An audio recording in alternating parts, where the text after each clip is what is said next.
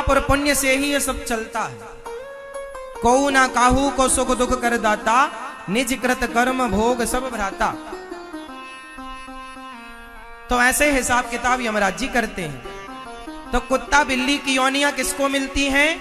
हम सबको मिल चुकी, आप सब पार होके आए हैं। ये आखिरी 84 लाख योनियों में अंतिम योनि क्या है?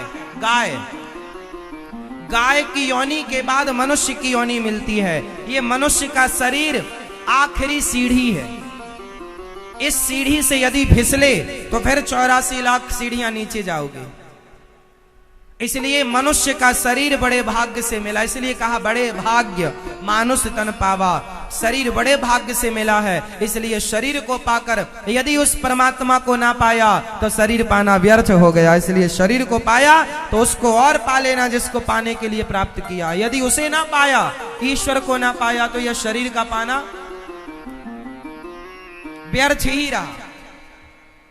मैया समझ में आई मेरी माँ?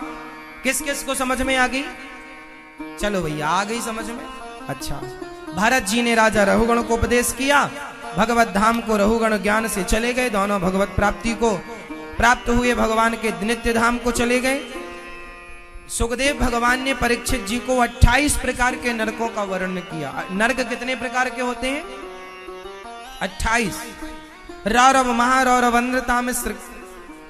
ऐसे जो जैसा पाप करता है वैसे नरक में जाता है। लेकिन नरक जाने से बचना हो तो नाम ले लो। कलयुग में अजामिल जैसा पापी नाम के बल पर तर गया। किसके बल पर?